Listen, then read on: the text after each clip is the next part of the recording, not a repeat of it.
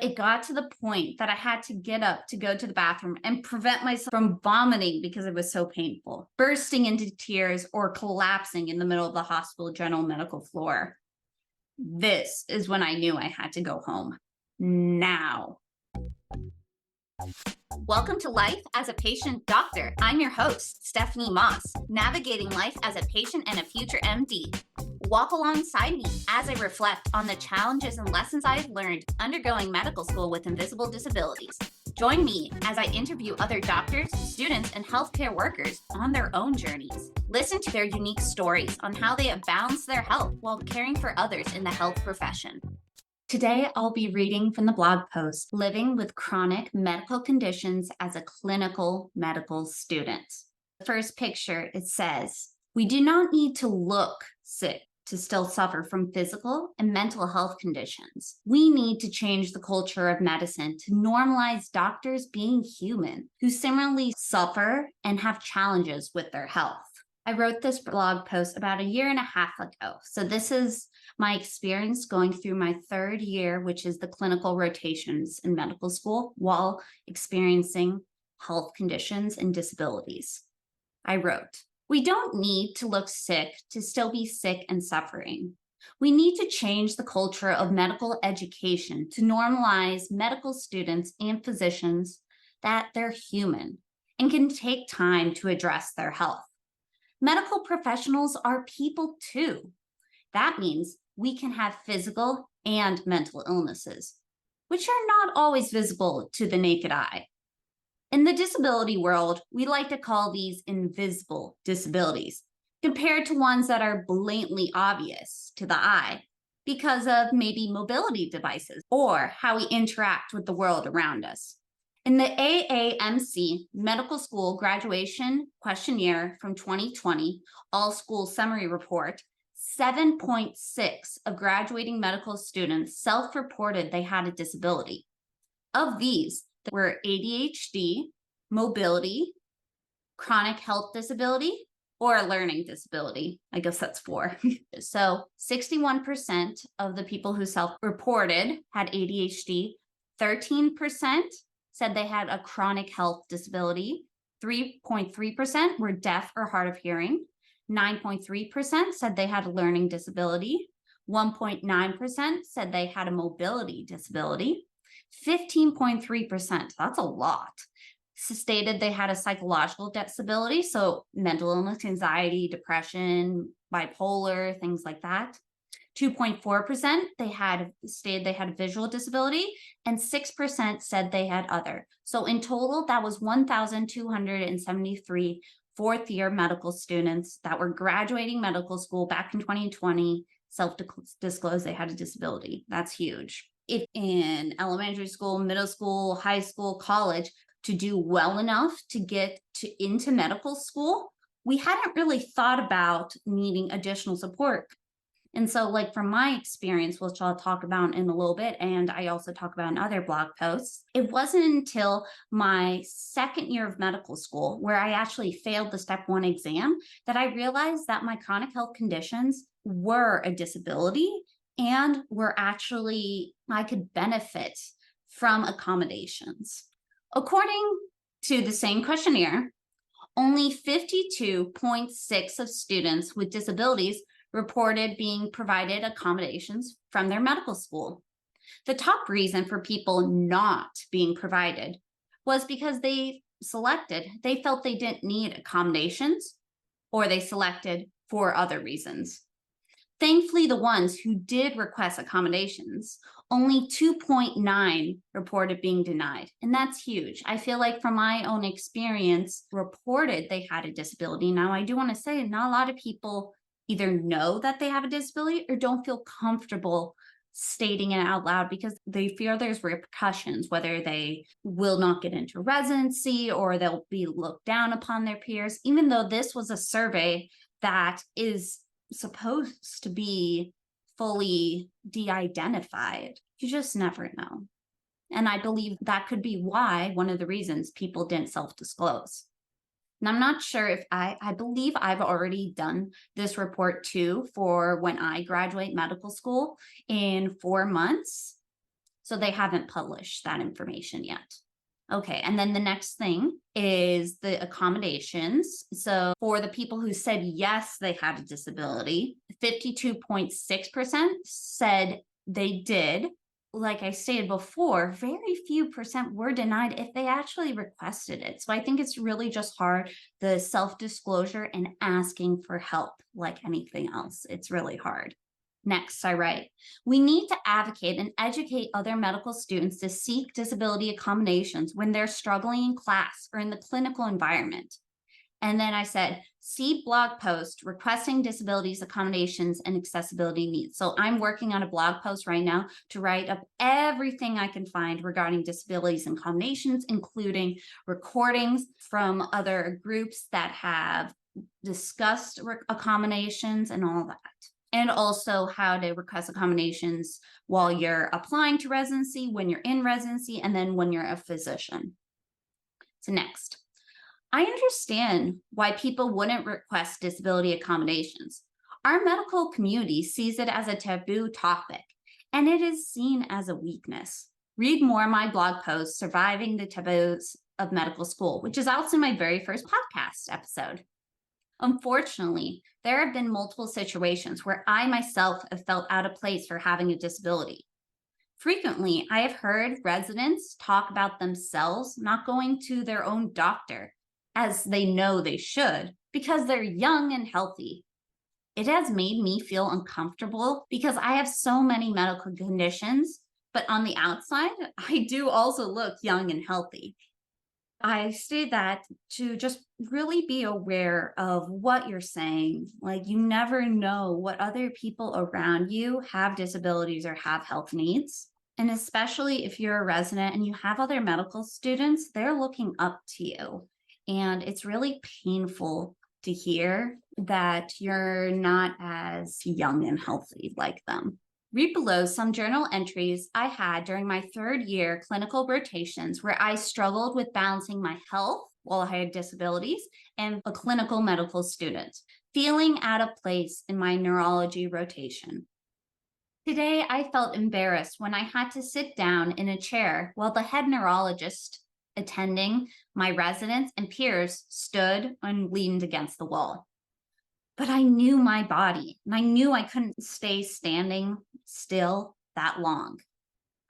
I know I can stand in place during short rounds where we only stay with each hospital station for about 5 minutes in the morning. However, this particular attending does almost an hour-long round with each patient. It is just too much for my body. At the end of each week, I seem to flare up in pain all over my body, especially my low backs and my legs. They just feel like lead and are searing in pain. I get so nervous and self-conscious that I'm being judged when I sit down, which in some sense they are judging me because that is the point of medical education, constantly being judged for our behavior, which then affects our evaluations and grades. Therefore, I don't know how much I can be myself and acknowledge my own needs. Reading through my accommodations letter, I am allowed health breaks. It doesn't say bathroom or me sitting down in clinic could be considered health break, but it does make me feel a little bit better if I do get in trouble. Also, we know that sitting down with patients at their eye level, especially during difficult conversations, is more comforting, makes them feel heard, and it feels like we're spending more time as their doctor. And I do want to step aside and say, like, I still struggle even during my 4th year.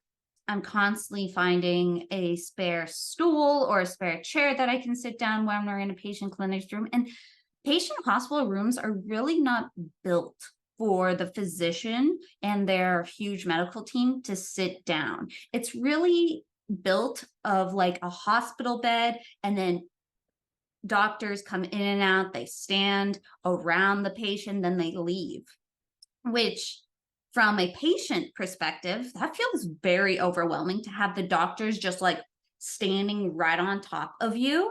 It really kind of perpetuates that doctor patient unequal power dynamic. Versus if we do find a way to sit down or crouch down, it does help because it feels more comforting, feels more empathetic. I usually there's sometimes a chair in every single room that's in the little closet. So if you check, you can always open a door, or sometimes there's a little bench with like family members. I ask if I can sit down there. I don't like sitting on the bed because that feels very much their own personal space. And then also being a patient myself, when a doctor sat on the bed, it feels kind of awkward and feels like they're invading our space, especially like in the hospital bed.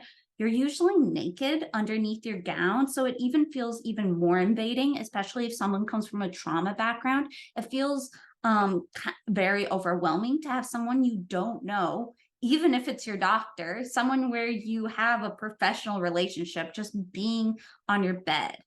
Think about it. If you were like at home, a family friend wouldn't just sit on your bed. Maybe they would come to the designated couch in the living room. Same thing when we're in the medical space, we need to use those appropriate chairs in the room.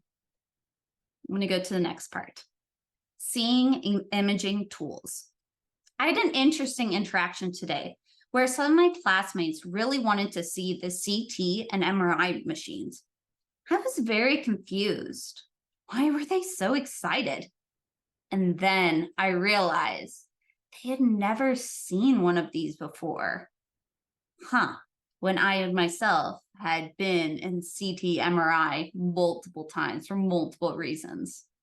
Same thing happened with an EMG, and I have a picture of me laying down on my stomach wearing one of the hospital gowns. I'm wearing a mask because it was during COVID. I got an EMG when I was still trying to work up why I had so much chronic pain flares, especially during my third year of medical school. So one could have been more causing the other or exasperating, but I still had an EMG just in case to check if there was something specifically wrong with my muscles. So I'm sitting right next to the EMG machine, and I said, been there, done that, which I thought was pretty funny. Okay, I have a line, and then I go to the next picture where I see my very bloated stomach, which looks like I'm at least second trimester pregnant, and I'm not. It's just bloated endometriosis, and I'm wearing my scrub pants. So I'm probably either on the way to or from a clinical rotation, or I'm just wearing scrub pants because that's the only pant I can find that has more flexible pants that don't hurt. I wrote endometriosis and chronic pain flare. Pain, fatigue, weakness everywhere. Some days I get home and just collapse and sleep for 1 to 2 hours. Other days I can manage to help cook or go for a short ice cream or dog walk. Although after dinner, I just lay on my couch, fighting to keep my eyes open as I try to do UWorld practice questions with a heating pad around my low back and my legs elevated. I'm very thankful that this hasn't happened in a long time because fourth year medical school is thankfully a lot easier, and we don't have like daily 10, 12, 14-hour days. Next, this week was difficult with the 90+ heat on the 12th floor of the hospital tower. I would sometimes get hot flashes if I wore my white coat during rounds, and sometimes had to use a wet paper towel to lower my body temperature. I actually also would grab ice packs. It was horrible. Or I would just drink lots of water, or like go to the bathroom and like dump water on my head or neck just because I was so hot, and heat flares my pain. It's horrible. I also wore my nicer scrubs or lightweight tops and hope my attending wouldn't care if I was the only med student without my white coat on. You really don't have to wear it. And a lot of the residents don't even wear white coats. But this particular attending really liked us to wear it. I really wish I was brave enough to tell that attending, like, I can't wear it, I'm super hot. I don't need to explain that I have a medical condition or I'm having hot flashes in my mid-20s. Next journal entry. Today, I woke in a full flare with all my muscles aching and feeling like I was going to throw up from the pain. What do I do? Do I take a health day? Do I call in sick? What do I even say? I can't say I'm in pain. Society and culture of medicine and even COVID has told me to say I have a fever or food poisoning, etc. Those are the appropriate things to call out sick for, or at least to say you're sick. However, that is not fair. And I do have the right to take both a health and a sick day. But it's so hard emotionally to say that I'm too weak or in pain to go into the clinic or hospital. Here are some goals in my plan going forward. 1, keep notifying new residents and attendings about my accommodations letter. 2, sit near patient when interviewing them or during rounds by even bringing a stool from the nurse's station. 3, keep doctor's appointments scheduled in the late afternoon because we're normally dismissed by then. Make more doctor's appointments to plan on adding in more neuropathic pain meds. And lastly, be brave enough to notify my team I'm taking a health day. Those are great plans, and I would say half of them I've done. It's the accommodations letter. It's notifying them. I still struggle with telling them because automatically in our school, the accommodations sent to the clerkship director, and it's the clerkship director's job to then send it to the attendings. It's not supposed to be our job to tell the attendings, but sometimes the attendings don't know or don't read their email, and then the residents don't receive them. So it is hard.